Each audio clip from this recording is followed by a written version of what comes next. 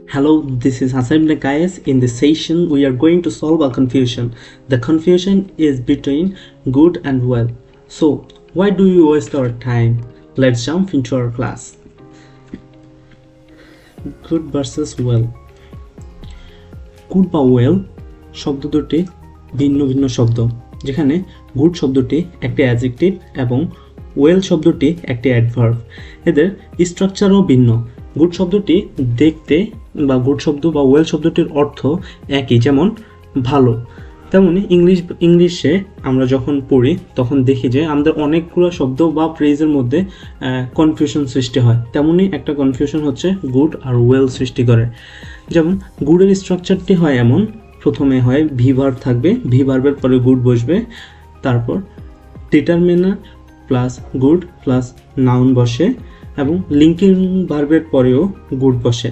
তেমনি ওয়েলেরও দুটি স্ট্রাকচার আছে, যে দুটি স্ট্রাকচার ফলো করে ওয়েল বাক্যের মধ্যে বসে। যেমন ট্রানজিটিভ ভার্ব, তারপর অবজেক্ট, তারপর ওয়েল, ইনট্রানজিটিভ ভার্ব, তারপর ওয়েল, এই দুটো স্ট্রাকচার। তবে একটা জিনিস জেনে রাখা ভালো, ইংলিশের মধ্যে এই যে গুড এবং ওয়েল দুটি শব্দ ভিন্ন ভিন্ন ক্ষেত্রে ব্যবহার করা হয়। যেমন গুড শব্দটি মূলত মানুষের অবস্থাকে বোঝায়, আর ওয়েল শব্দটি মানুষের শারীরিক কন্ডিশনকে অর্থাৎ হেলথ কন্ডিশনটাকে বোঝায়। সো চলো আমরা কিছু উদাহরণ দেখি। হি ইজ গুড, এখানে ইজটা হচ্ছে একটা ভি ভার্ব, যেটা আমরা গুডের ফার্স্ট রুল স্ট্রাকচারটাতে পড়েছিলাম। ভি ভার্ব প্লাস গুড, অর্থাৎ ইজটা হচ্ছে ভি ভার্ব, ভি ভার্বের পরে গুড বসেছে। He has a good plan, আমরা গুডের সেকেন্ড স্ট্রাকচারে দেখেছি একটা ডিটারমিনার থাকে, তারপর গুড থাকে, তারপর অবজেক্ট থাকে। যেমন এ গুড প্ল্যান, অর্থাৎ অবজেক্ট বলতে এখানে একটা নাউন বসে, এ একটা ডিটারমিনার, গুড প্লাস নাউন। এখানে ইউ সিম গুড, এখানে সিমটা হচ্ছে একটা লিঙ্কিং ভার্ব, এটা আমাদেরকে বুঝতে হবে। আমরা অন্য একটা ক্লাসে লিঙ্কিং ভার্ব নিয়ে আলোচনা করব পরবর্তীতে, কিন্তু এখানে হচ্ছে সিমটা হচ্ছে লিঙ্কিং ভার্ব। সিমের পরে অর্থাৎ লিঙ্কিং ভার্বের পরে গুড বসে, যেটা আমরা থার্ড স্ট্রাকচারে লিখেছিলাম। চলো এবার আমরা ওয়েল সম্পর্কে কয়েকটা এক্সাম্পল দেখে নিই। যেমন you sang the song well, এখানে ট্রানজিটিভ ভার্ব, তারপর অবজেক্ট, তারপর ওয়েল। এখানে ট্রানজিটিভ ভার্ব হচ্ছে স্যাং, অর্থাৎ সিং এর ফার্স্ট ফর্ম হচ্ছে স্যাং। দ্য সং ওয়েল, সংটা হচ্ছে একটা অবজেক্ট এবং ওয়েল হচ্ছে বেশ বা ভালো।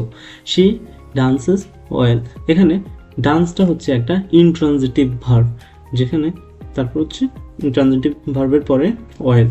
ওকে, তাহলে আমরা দেখলাম যে গুড আর ওয়েলের যে কয়েকটি স্ট্রাকচার আছে, এই কয়েকটি স্ট্রাকচার মেনেই বাক্যের মধ্যে অর্থাৎ ইংলিশ সেন্টেন্সের মধ্যে আমরা গুড আর ওয়েলকে ব্যবহার করে থাকি। তবে এক্ষেত্রে আমাদের কিছু ব্যতিক্রম থাকে, যেমন লিঙ্কিং ভার্বের পরে ওয়েল বসলে সেটিকে সেই ওয়েলটি হয় অ্যাডজেক্টিভ, সেটা জানতে হবে। যেমন ইউ ডোন্ট লুক ওয়েল, এখানে লুকটা হচ্ছে একটা লিঙ্কিং ভার্ব, ওয়েল যখন লিঙ্কিং ভার্বের পরে বসেছে তখন সেটি হয়ে গেছে একটা অ্যাডজেক্টিভ। যেহেতু ওয়েল অ্যাডভার্ব হলেও কিন্তু এক্ষেত্রে অ্যাডজেক্টিভ। প্রিটি গুড, এখানে গুডটা আমরা জানি অ্যাডজেক্টিভ, কিন্তু যখন প্রিটির পরে গুড বসে তখনই গুডটা হয়ে যায় অ্যাডভার্ব। যেমন we are doing pretty good in your duty, এখানে প্রিটির পরে যখন গুডটা বসে তখনই গুডটাকে অ্যাডভার্ব বলা হয়। ফর প্লাস গুড, এখানে গুডটা হচ্ছে অ্যাডভার্ব, যেমন পরের পরে যদি কখনো গুড বসে সেই গুডটাকে আমরা অ্যাডভার্ব বলতে পারি। For example he lived the place for good, এখানে ফর গুডটার মধ্যে গুডটা হচ্ছে একটা অ্যাডভার্ব। এই ধরনের আরও মজার ভিডিও পেতে, অর্থাৎ কমন মিস্টেকস ইন ইংলিশের আরও ভিডিও পেতে আমাদের চ্যানেল লাইক, শেয়ার এবং ফলো করে রাখুন। আল্লাহ হাফেজ।